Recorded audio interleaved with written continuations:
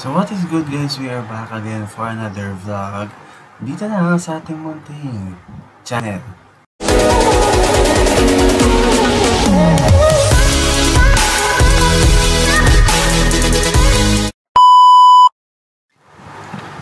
So yun guys, meron lang tayong topic na pag-uusapan and alam ko madaming nakakakilala sa taong to. For some reason, oo, sikat na sikat to. Sikat siya sa mga tao, no? And this person would be Bugoy na Koykoy, no? And this person's, we all know, and we all know the basis, or some people may know this person na meron siyang tatlong girlfriend na kasama ngayon sa bahay niya. And I don't know for those people na supporters niya kung okay lang sa kanila ng ganun, pero different person man we handle that kind of situation, or sa iba oo na payag sila ng ganun, some people hindi sila papayag ng ganun. And let's talk about one of his podcast, which is basically, madami na siyang podcast na na ina-attendan or sinasalihan. And this clip na mapapanood natin is part of one of those, part of that podcast na wherein nandito. So ayun guys, panoorin natin na sabay-sabay ito. So basically, may siyang sinasabi dito. Ito yun.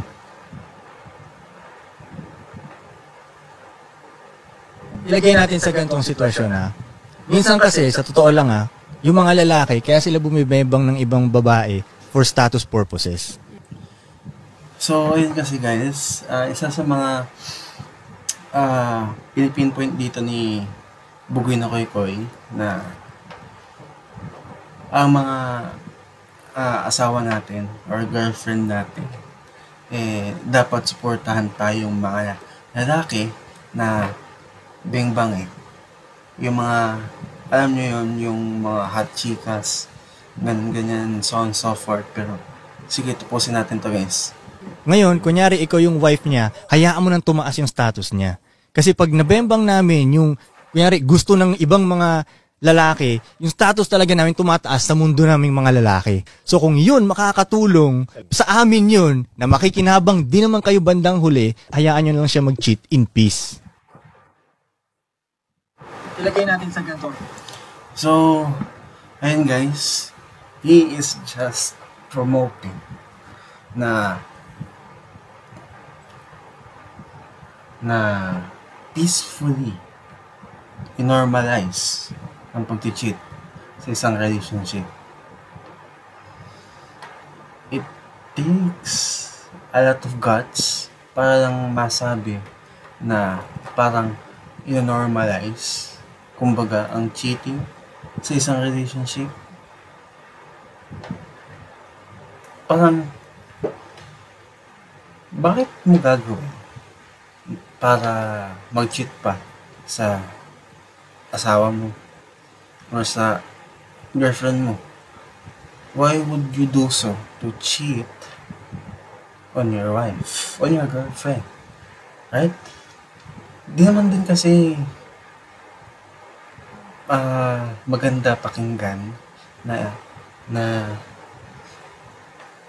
lolokohin mo, sasaktan mo emotionally, mentally and psychologically yung wife mo or yung girlfriend mo for your status purposes lamang.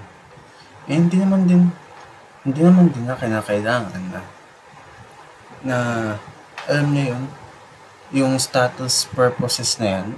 And kung willing naman din talaga na tanggapin ka ng girlfriend mo or ng asawa mo, why not, diba? Hindi naman din na kinakailangan ng status purposes Although, kinakailangan din talaga ng status purposes, pero hindi naman din kinakailangan na talagang makilala ka bilang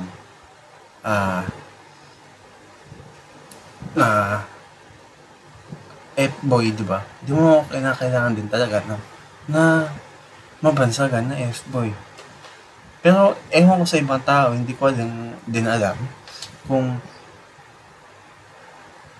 sa kanila okay lang sa kanila na matawag na F-boy, ganyan, ganito, because of that status purposes na. And hindi dapat na hindi choice ang magloko or magsinungaling or mangaliwa sa girlfriend or asawa mo. It is not a choice to cheat on your girl.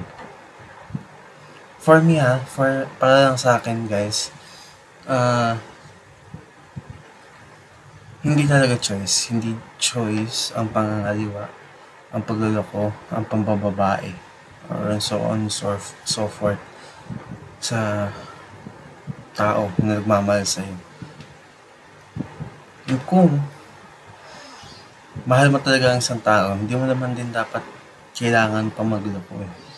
Kung talagang may kulang sa kanya, or kung may mga masasama man siyang, or sabihin natin ano bang tamang term dito sa kumbaga hindi siya hindi naman na tayo perfecto dito sa mundong to eh. May mga time na minsan nakakasakal siya or what, may mga kulang yung taong mahal mo, na sa tingin mo sa ibang tao ay nakikita mo yung dapat tanggapin mo yung tao. Although may pagkukulang nga, although may imperfection yung tao, hindi naman din lahat tayo perfecto eh. Ikaw nga mismo na lalaki, ikaw mismo na lalaki, tinanggap ka ng buong buo ng jowa mo, ng asawa mo.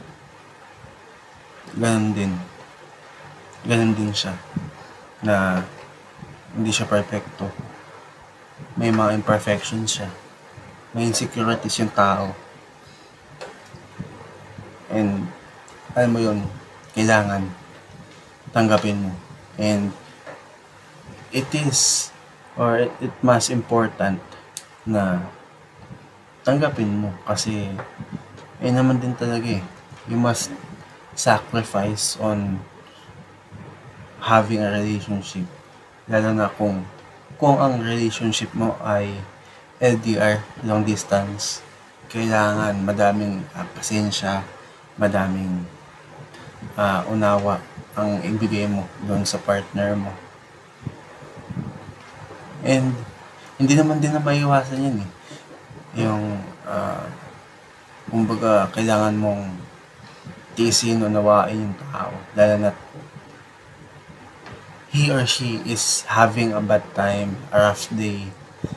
Kailangan mong unawain yung tao. Hindi naman din dapat nasa saya, tamis, meron din lungkot, takot, galit, tukso.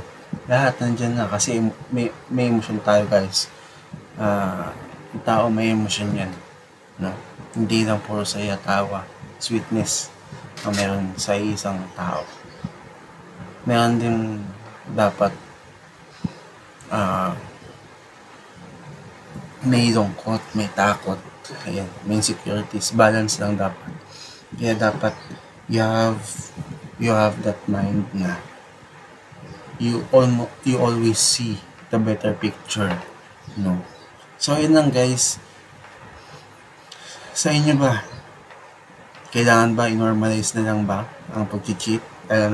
Para lang sa status purposes na lang, na sinasabi ni Bugoy na koy-koy. Ewan ko lang guys, para sa inyo. So yun lang guys, dito ko na tinatapos tong vlog na to. So don't forget to like, share, comment, and subscribe. And don't forget to hit the notification bell para sa mga updates, mga vlogs natin na susunod. So yun lang guys, peace out, subscribe. But I'm broken hearted, but I like to party.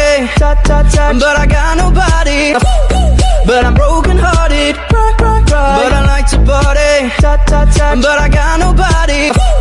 But I'm broke.